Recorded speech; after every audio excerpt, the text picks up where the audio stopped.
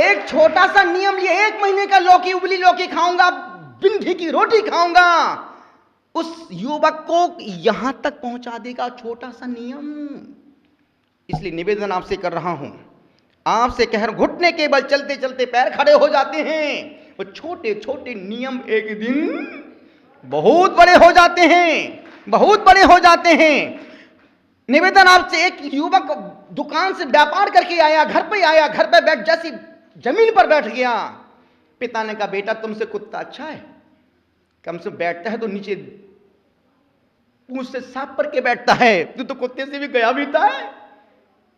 वो बात पिता के दिल में चुभ गई और वो व्यक्ति पहुंच गए महावीर कीर्ति जी महाराज के चरणों में। गुरुदेव मुझे पिच्छी कमंडल दे दो, अब मैं जब भी बैठूंगा पिच्छी लगा के बैठूंगा। और वो व्यक्ति और कोई नहीं, आचार्य विमल सागर जी महाराज बन जाते हैं। गुरुदेव ने कहा कि बेटा तुम बीज हो, वृक्ष बन सकते हो।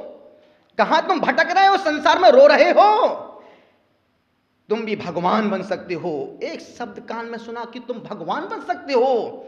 वो युवक अपनी माँ को घर में, माँ चलो चलो चलो, मुझे भगवान बनना है। एक बाबा जी आए हैं गांव में, बहुत अच्छा बोलते तुम भगवान बन सकते हो, बीज हो वृक्ष बन सकते हो, बूंद हो सागर बन सकते हो, कंकर हो शंकर बन सकते हो। माँ मुझे ले चलो, भगवान बना दो। गुरु के पास आए, गुरु ने सिर पे दोनों हाथ रखे, बेटा ठीक है चलो मेरे साथ चलो। और उस युवक को लेकर के गए और उस युवक को आचार्य पुष्पदन सागर महाराज ने क्रांतिकारी संत तरुण सागर बना दिया। निवेदना, एक छोटी छोटी सी बातें, छोटे छोटे से नियम जीवन को कहां तक ले जा सकते हैं हम सोच भी नहीं सकते हैं। इसलिए निवेदन का, गाड़ी तो बहुत सुंदर पर ब्रेक नहीं है। संयम का अर्थ है जीवन की गाड़ी में ब्रेक लगा देना। अभी तो हमारी गाड़ी में ब्रेक के अलावा सब लगता है और हॉर्न के अलावा सब बजता है। सोचो उस गाड़ी की यात्रा कितनी सुखद होगी। निवेदन आपसे कर रहा हूं, समय पूरा हो चुका है। शरीर और आत्मा के बीच में, शरीर और आत्मा के बीच में जो बैलेंस बनता है, शरीर आत्मा के बीच में जो बैलेंस बनता है उसका नाम संयम है। और शरीर को तुम कितना ही खिलाओ, कितना ही साबुन लगाओ, कितना ही डब लगाओ, कितना ही रक्षण कुछ भी लगाओ, आधे घंटे बाद यूं हाथ फेरो तो तुम्हारा शरीर से मल ही निकलने वाला है। कितना ही तुम फब्बारे के नीचे खड़े होकर खूब फब्बार बनाओ, मेरे सपनों की रानी को भाई आएगी दूर तुम मुस्तानी कब, कितना ही नहाओ, कोयला धोया दूध से निकला इतना सार, कोयला तो उजला नहीं दूध गया बेकार। इसका मतलब नहीं तुम कल से नहाना ही बंद कर दो। निवेदन आपसे कर रहा हूं, यही कह रहा हूं, मन कभी तृप्त नहीं होता है, शरीर कभी साफ नहीं होता है, आत्मा तो आकाश जैसा है, निर्लिप्त है। और फिर भी हमारा समय शरीर पर ज्यादा जाता है, हम आत्मा के पास जाते। जितना समय तुम शरीर को देते हो उतना समय क्या तुम मंदिर में देते हो? जितना समय तुम मंदिर में देते हो उतना, जितना समय तुम बाथरूम में देते हो उतना क्या समय मंदिर में देते हो? नहीं देते हो। जितना समय तुम मोबाइल को देते हो क्या उतना समय अपने माँ बाप को देते हो? नहीं देते हो, क्योंकि तुम्हारा फोकस, और मैं कहता हूं रूप को नहीं स्वरूप को देखो, रूप को नहीं स्वरूप को देखो। रूप बदल जाएगा पर स्वरूप बदलने वाला नहीं है। जो रूप पर फिदा वो गधा, जो रूप पर फिदा वो गधा, जो स्वरूप पर फिदा वो खुदा। निवेदन आपसे कर रहा हूं, यही कह रहा हूं, यही कह रहा हूं, यही कह रहा हूं, यही कहता रहूंगा कि असंयम को हटाना ही संयम है। आज धूप दशमी का दिन था, सभी बहुत सी महिलाओं के आज उपवास भी होंगे और उस कथा पर बिल्कुल, कथा के लिए बिल्कुल भी जाऊंगा क्योंकि समय भी मेरा पूरा हो चुका है।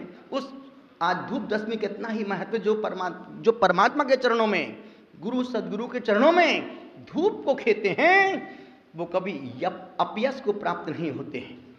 जो इस पावन पर्व के दिन धूप खेते हैं वो शरीर चर्म रोग से बच जाते हैं। जो आज के दिन शरीर धूप खेते हैं, उनके शरीर, उनके पसीने में दुर्गंध नहीं आती है और मन क्लेश संक्लेश से बच जाता है।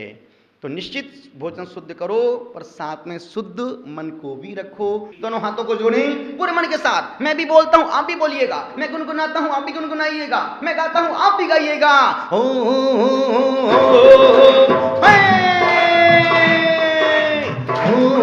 नमो हरिहंसायम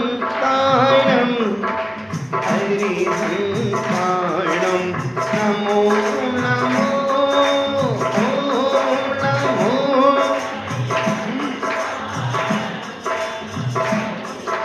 सायम नमो नमो ओम नमो श्री सीतायम सीतायम ओम नमो नमो ओम नमो श्री सीतायम ओम नमो नमो ओम नमो आयरियाणम आयरियाणम नमो नमो ओम नमो आयरियाणम आयरियाणम नमो नमो। हाथ ऊपर। ओम नमो उवैधाया उवैधायाणम नमो लोके तप साहूरम विसाहूरम नमो नमो नमो लोके तप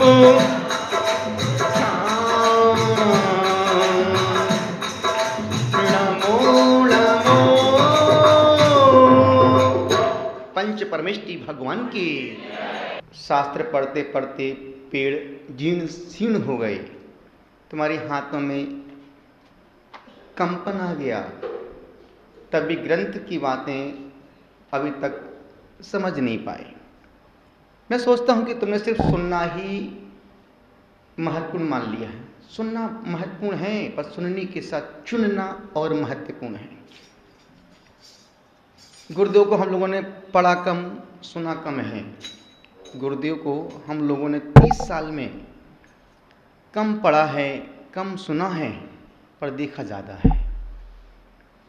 बच्चे सिखाने से कम सीखते हैं, दिखाने से। ये सब कुछ मैं ही बोलूँ क्या? बच्चे सिखाने से कम सीखते हैं, दिखाने से। और हमने गुरुदेव की हर क्रिया से सीखा है।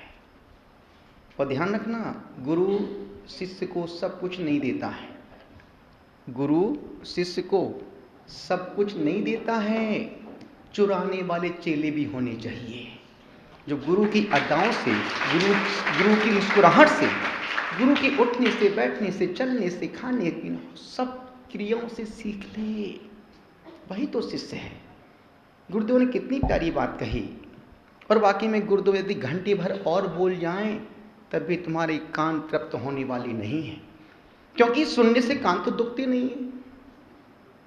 सुनने से कान तो दुखते नहीं है, बोलने से दुखता है। तो इसका निवेदन कर रहा हूं, गुरुदेव का पावर, गुरुदेव की करंट, गुरुदेव की एनर्जी जब मिलती है ना तो करंट आ जाता है। अधमरे लोग भी जिंदा हो जाते हैं, रोती हुई सूरतें भी मुस्कुराहट से भर जाती हैं। अनुरोध आपसे कर रहा हूं, गुरुदेव ने कहा कि जो दिखे वो बहिरंग तप है, जो दिख रहा है वो बहिरंग तप है, और जो नहीं दिख रहा है वो अंतरंग तप है।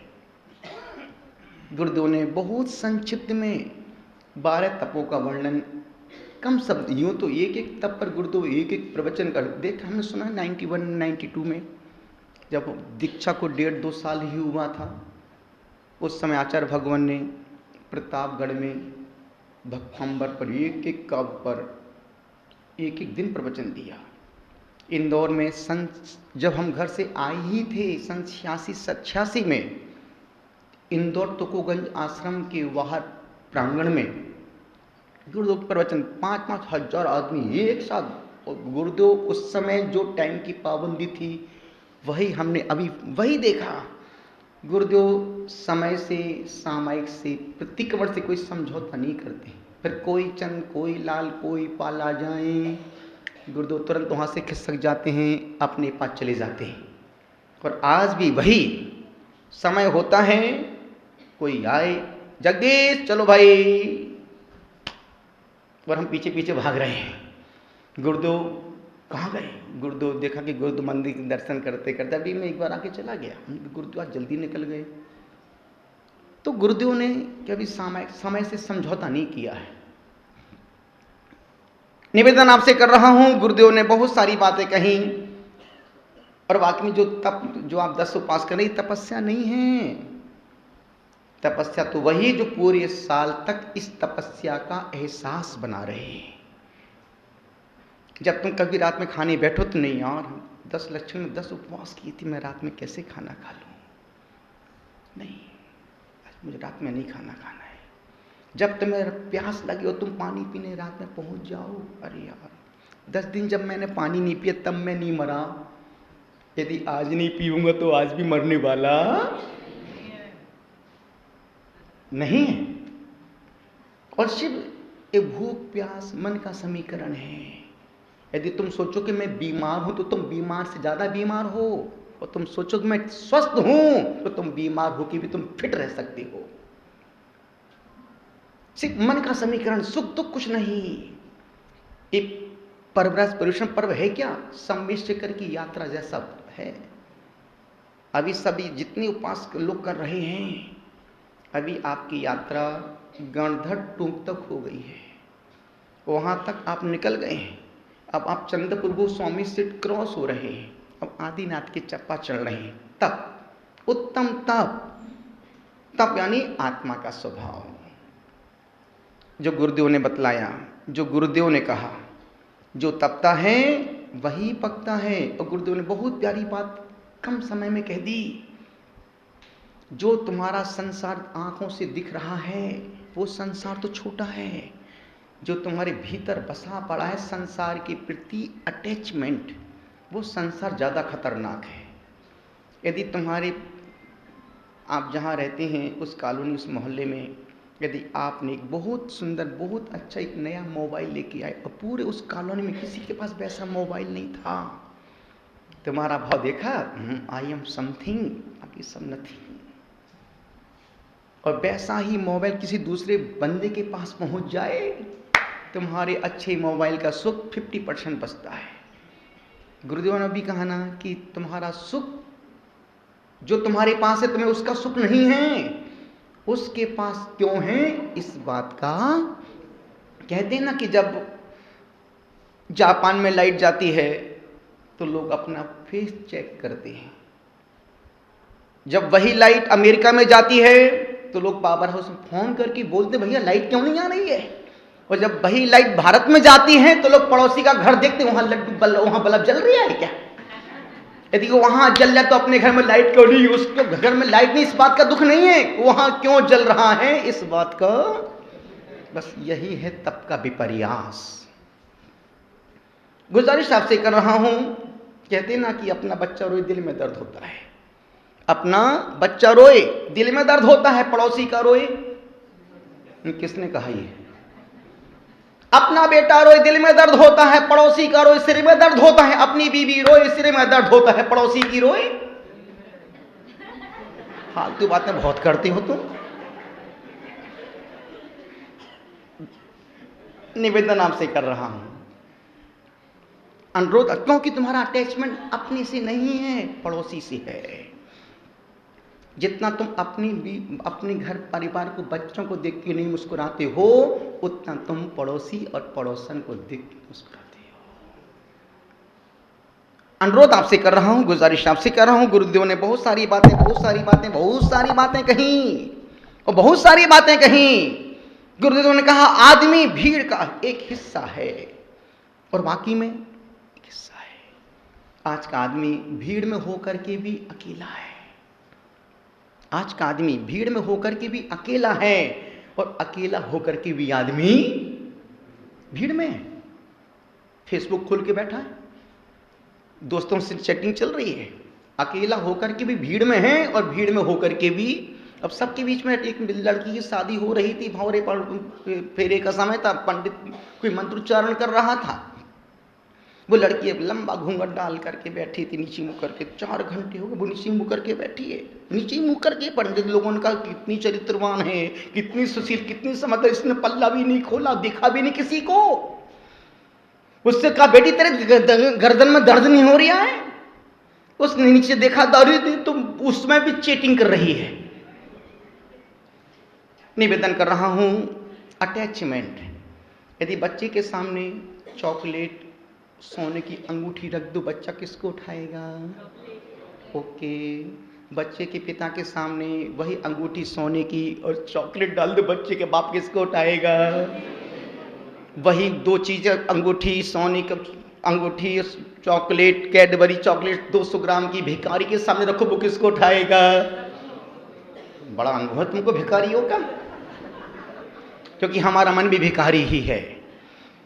भिखारी के सामने रखो, वो दोनों को उठाएगा। और साथ वही दोनों चीजें, कैडबरी चॉकलेट और सोने की अंगूठी, संत के सामने रख दो, वो किसको उठाएगा?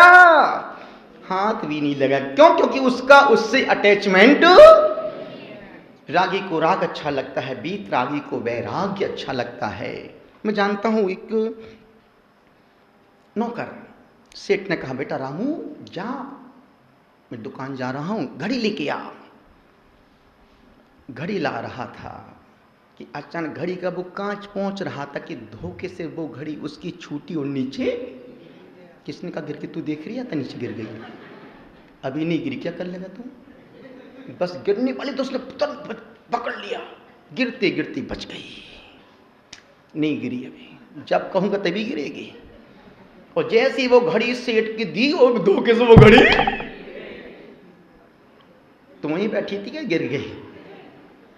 घड़ी नीचे गिर गई। घड़ी गिरते ही चकना, एक माइक लगा दे तू सबके सामने। घड़ी का चूर चूर हो गया। सेठ ने एक झापड़ दिया व्यू को। राडो कंपनी की घड़ी 8 लाख की घड़ी थी, तूने बर्बाद कर डाली। मालिक मुझे माफ कर दो, मैं तो अच्छे से पहुंच के ही ला रहा था, धोखे से छूट गई, गलती मुझसे हो गई। तेरी एक गलती ने मुझे 8 लाख का नुकसान कर दिया।